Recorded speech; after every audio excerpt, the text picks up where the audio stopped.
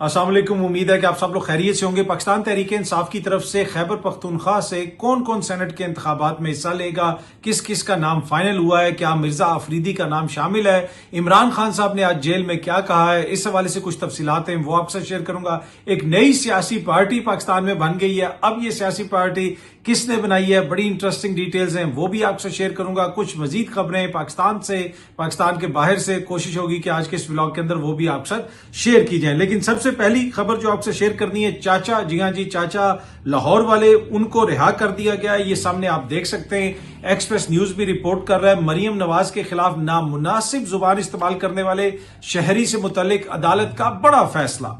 अगर आप इस खबर की तफसील पढ़ें तो इसमें बताया गया कि साजिद नामी बुजुर्ग शहरी की जानिब से वज़ीर आला पंजाब मरियम नवाज के खिलाफ नामुनासिब जुबान इस्तेमाल करने के मामले की समाअत मॉडल टाउन कचहरी में हुई और जिसमें अदालत ने बुजुर्ग शहरी साजिद को मुकदमे से डिस्चार्ज कर दिया।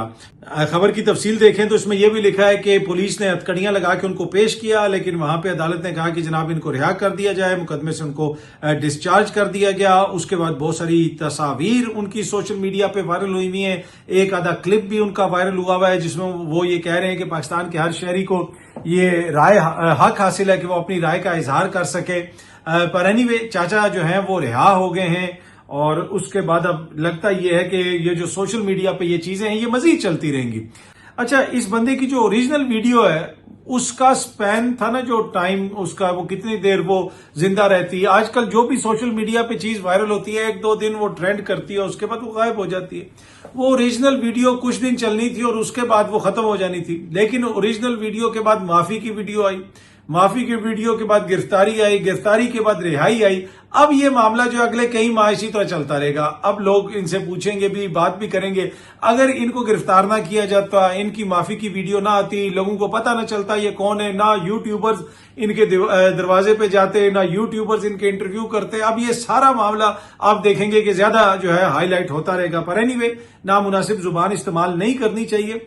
अच्छा जी, ये सामने आप देख सकते हैं, ये एक छल्ली की काट या जिसको आप रेडी कह सकते हैं, इस रेडी के ऊपर भी मरियम नवाज साहिबा की तस्वीर बनी हुई है और ये मैंने खुद भी देखी। अगर आप मरी की तरफ ड्राइव करके जाएं तो रास्ते में जो इस तरह की कार्ड्स हैं, जो रेडियां हैं, उनके ऊपर आपको मरियम नवाज साहिबा की तस्वीर नजर आती है। इवन के जो वहां पे नारियल लोग बेच रहे हैं, उन्होंने भी सामने जो पोस्टर से लगाए हुए हैं उसके ऊपर भी मरियम नवाज साहिबा की आपको तस्वीर नजर आती है।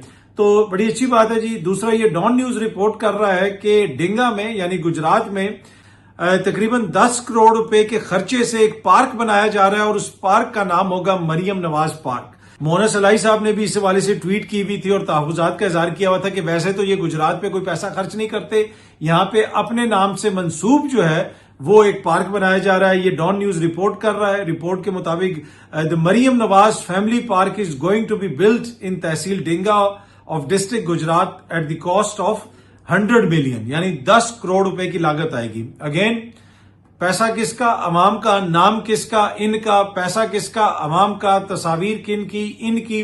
मसलसल तनकीद हो रही है। इनके जो मुलाजिम टाइप दानिश्वर और सहाफी हैं वो भी अब तनकीद करने पे मजबूर हो गए हैं कि भाई ये क्या हो रहा है, लेकिन उसमें कोई किसी किस्म की कोई आपको जिसे कहते हैं ना कमी महसूस नहीं हो रही है और माशाल्लाह तेजी से अपने नामों से जो मंसूबे हैं उनके ऐलानात भी हो रहे हैं और अपनी तस्वीर भी हर जगह पे लगाई जा रही है। कल वो एक हॉस्पिटल वाली खबर आई हुई थी जिसको किसी ने लिख दिया मेंटल हॉस्पिटल, फिर वजीर साहिबा ने बताया नहीं जी ये मेंटल हॉस्पिटल नहीं है, ये खाली हॉस्पिटल है। ये मेंटल का लफ्ज किसी ने वैसे इजाफी ऐड कर दिया बीच में, लेकिन वो भी अपने नाम से अस्पताल और कई हजार जो क्लिनिक्स हैं वो मरियम नवाज क्लिनिक्स कह के उनको रीब्रांड कर दिया गया है। तो ये सब कुछ पंजाब में हो रहा है। किसी भी सूबे के अंदर पाकिस्तान की तारीख में जब से पाकिस्तान बना है किसी भी सूबे के अंदर हमने नहीं देखा कि किसी वजीर आला के नाम पे इतने ज्यादा मंसूबे बनाए गए हों, किसी वजीर आला की इतनी ज्यादा तस्वीर लगाई गई हो, किसी वजीर आला के हर मंसूबे के साथ उसकी तस्वीर इस तरीके से लगाई गई हो। हमने आज तक नहीं देखा। अगर कोई ऐसी मिसाल मौजूद है तो आप जरूर शेयर कीजिए। क्या ये तस्वीर लगाने से आप मकबूल हो जाते हैं? अवाम के दिलों में क्या आपके लिए मोहब्बत पैदा हो जाती है? ये मैं आपको अपना जाती एक्सपीरियंस बताता हूं कि साल 2009 या 10 की बात है। मैं एक मुल्क में गया हुआ था और तकरीबन 1 महीना मैं उस मुल्क के अंदर रहा। जिधर जाओ आपको आगे से जनाब एक मोअज़्ज़िज़ शख्सियत की तस्वीर नजर आती है। آپ کسی مال میں چلے جائیں، آپ کسی سینما میں چلے جائیں، آپ کسی ریسٹورنٹ میں چلے جائیں، آپ ایون کارنر شاپ یعنی جو سائڈ گھروں کے پاس چھوٹی موٹی دکانیں ہوتی ہیں، آپ وہاں پہ بھی چلے جائیں تو وہاں پہ بھی وہ تصویر نظر آتی. وہ اس ملک کے مونک کی تصویر تھی. تو پہلے دن میں نے دیکھی، دوسرے دن میں نے دیکھی، تیسرے دن دیکھی، چوتھے پانچویں دن مجھے چڑ چڑنا شروع ہوگی کہ یار یہ ہر جگہ اس بندے کی تصویر کیوں لگی ہے. جو میرے ہوسٹ تھے ان سے میں نے پوچھا کہ یار یہ کیا؟ اس نے کہا نام نہیں لینا، اجازت نہیں ہے. اس نے کہا اس تصویر کو دیکھ کے ہم سب دل میں جو ہے نا جو کہتے ہیں وہ تمہیں بھی پتا ہے، لیکن یہاں پہ اجازت نہیں ہے. ہر جگہ پہ آپ نے جو بھی بزنس کھولنا ہے آپ نے ان کی تصویر ضرور لگانی ہے. تو میں نے کہا کیا اس سے ان کی پاپولیرٹی میں اضافہ؟ انہوں نے کہا نہیں جی، اس سے تو عوامی جذبات مزید ان کے جو ہے وہ حوالے سے ایک طرح سے منفی جذبات ابھرتے ہیں. لیکن زبردستی ہر جگہ پہ تصاویر لگائی گئی تھی. وہ نارتھ افریقہ کا ایک ملک تھا. اب یہاں پہ بھی یہی ہو رہا ہے کہ جی ہر جگہ پہ ان کی تصویر لگائی جا رہی ہے. کیا اس سے کوئی عوام کے اندر یہ بہت زیادہ مقبول ہو جائیں گے کہ یہ جناب یہ منصوبہ ان کے نام سے اور وہ منصوبہ ان کے نام سے؟ یہ وہ زمانے چلے گئے. اب سب کو پتا ہے کہ کیا ہو رہا ہے، کیا نہیں ہو رہا، کیوں تصویر لگائی جا رہی ہیں، پیسہ کس کا ہے، تصاویر کس کی ہیں، ایڈورٹائزمنٹ کس کی ہو رہی ہے. یہ ساری وہ چیزیں جو سوشل میڈیا کے اوپر لوگ بحث کرتے ہیں اور سوشل میڈیا کے اوپر شیئر کرتے ہیں، مین اسٹریم میڈیا پہ شیئر کوئی کرے یا نہ کرے. اچھا، باقی جو ملک کی حالت ہے کہ ٹیلی کام جو ہمارا سیکٹر ہے اس میں خطے کے اندر سب سے زیادہ ٹیکسز پاکستان میں ہیں. اگر آپ اس خبر کی تفصیل پڑھیں، جو ایشیائی ترقیاتی بینک ہے اس کی رپورٹ میں یہ انکشاف کیا گیا ہے کہ ٹیلی کام سیکٹر پر خطے میں سب سے زیادہ ٹیکسز پاکستان میں ہیں. اے ڈی بی کا کہنا ہے کہ پاکستان 4G کی ترویج اور 5G سے کا جو اسپیکٹرم ہے اس کے اجرا میں دیگر ممالک سے بہت پیچھے ہے. ٹیلی کام سیکٹر پر خطے میں سب سے زیادہ ٹیکسز بھی پاکستان میں ہیں. فائبر آپٹک جو انفراسٹرکچر ہے اس میں فوری توسیع درکار ہے، جبکہ خواتین اور غریب طبقے کے لیے انٹرنیٹ ڈیوائسز خریدنا اب بھی بہت بڑا چیلنج ہے. تو یہ جناب صورتحال ہے ہمارے ٹیلی کام سیکٹر کی کہ سب سے زیادہ ٹیکسز وہاں پہ ہیں. اور یہاں پہ اکثر کہا جاتا ہے کہ یہ ٹیکس نہیں دے رہا تو وہ ٹیکس نہیں دے رہا. جتنے انڈائریکٹ ٹیکسز یہاں پہ لیے جاتے ہیں شاید ہی اس کی مثال کسی اور ملک میں ملتی ہو. اور یہاں پہ تو آپ کارڈ بھی خریدیں، آپ لوڈ بھی کروائیں اپنے فون کے اوپر تو اس میں سے بھی ٹیکس کٹ جاتا ہے. ایک اور خبر جو سامنے آ رہی ہے، پاکستان تحریک انصاف کے رکن پارلیمنٹ جمشید دستی صاحب کو الیکشن کمیشن نے نااہل قرار دے دیا. یہ سامنے آپ دیکھ سکتے ہیں، میڈیا بھی رپورٹ کر رہا ہے، اس خبر کی تفصیل بھی ہے.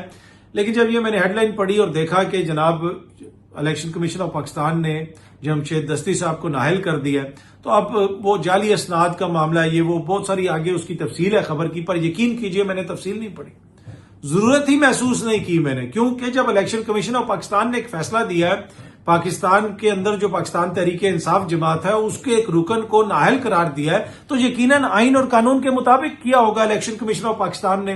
تو کیا خبر کی تفصیل پڑھنی ہے، تو لہٰذا آپ بھی تفصیل مجھ سے نہ پوچھیں، بس یہ دیکھ لیں کہ آئین اور قانون کے مطابق الیکشن کمیشن آف پاکستان نے جمشید دستی صاحب کی رکنیت جو ہے وہ ایک طرح سے کینسل کر دی ہے، ان کو نااہل قرار دے دیا ہے.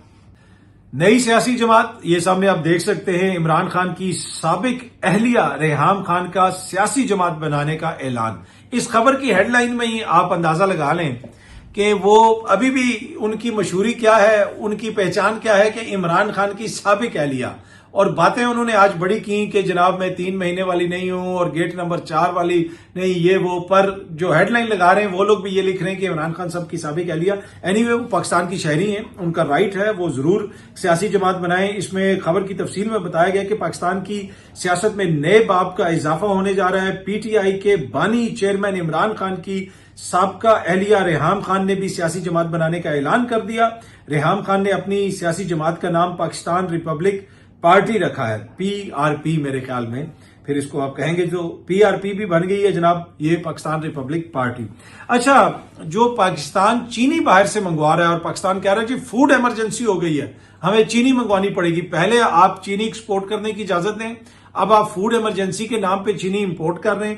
اس کے حوالے سے خبر یہ آ رہی ہے کہ پاکستان کی فوڈ ایمرجنسی مسترد.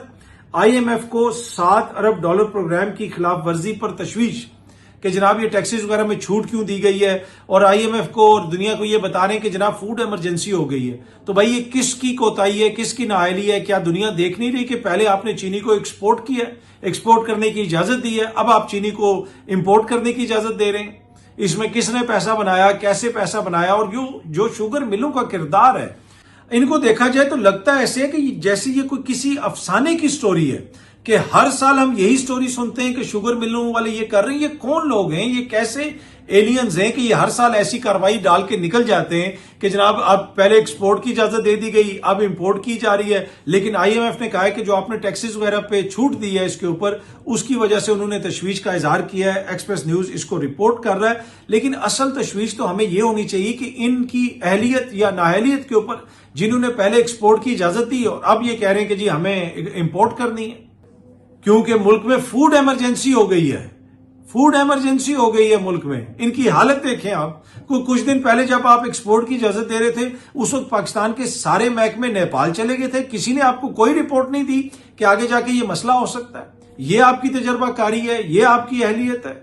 اچھا جی، پاکستان تحریک انصاف کے جو خیبر پختونخوا سے سینٹ کے امیدوار ہیں ان کی فہرست فائنل ہو گئی ہے. آج بیرسٹر صاحب کی عمران خان صاحب سے ملاقات ہوئی. ابھی تک یہ خبر نہیں آئی کہ اور کسی کی ملاقات ہو سکی یا نہیں ہو سکی. عمران خان صاحب نے خیبر پختونخوا سے سینٹ کے جو امیدوار نامزد کیے ہیں، جنرل سیٹ کے اوپر مراد سعید صاحب کو کیا گیا ہے، اس کے ساتھ ساتھ فیصل جاوید خان صاحب کو کیا گیا ہے، مرزا آفریدی کو کیا گیا ہے اور پیر نور الحق قادری صاحب کو کیا گیا ہے. ٹیکنوکریٹ کی سیٹ پر اعظم سواتی اور خواتین کی سیٹ پر روبینہ ناز کو نامزد کیا گیا. ڈاکٹر ثانیہ نشتر کی خالی نشست پر مشال یوسف زئی صاحبہ کو کیا گیا.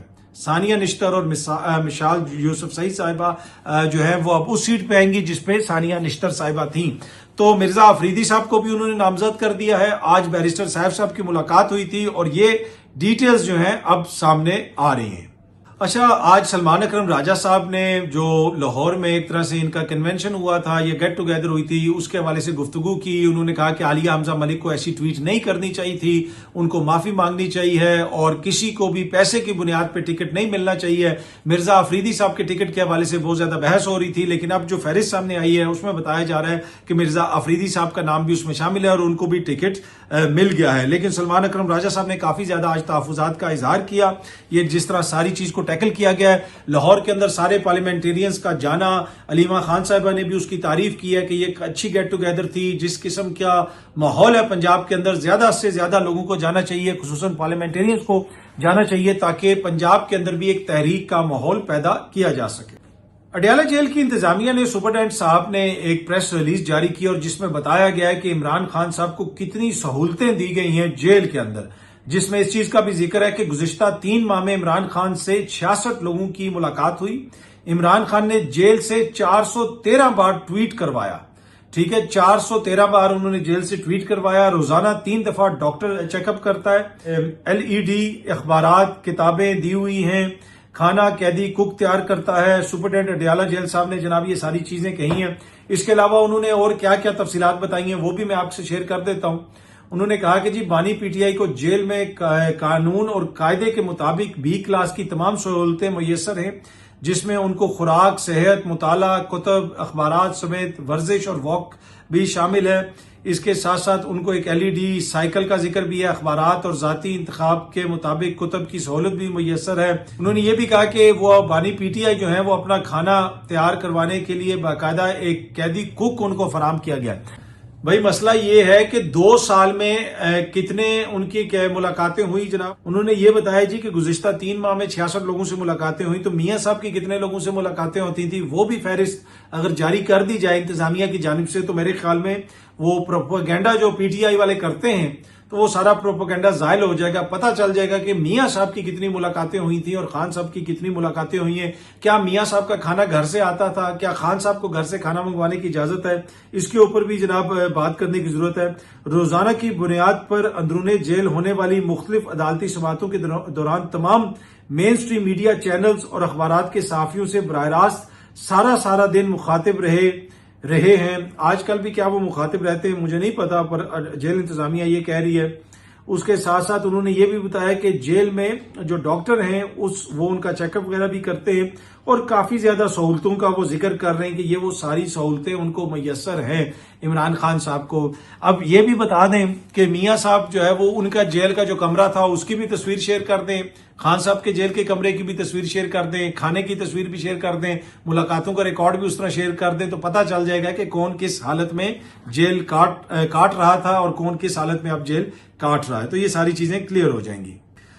اچھا، آج وزیر اعظم اور صدر صاحب کی ملاقات بھی ہونی ہے، اور کچھ دوست کہہ رہے تھے ویٹ کر لیں، ولاگ اس ملاقات کے بعد کیجیے گا. پتہ نہیں ملاقات میں کیا ہوتا ہے. ملاقات میں یا تو ہوتا ہے نا کہ پاکستانیوں کے لیے کوئی چیز نکلنی ہوتی، انہوں نے آپس میں ہی کچھ بانٹنا ہے، تو آپ کی اس میں کیا دلچسپی ہو سکتی ہے.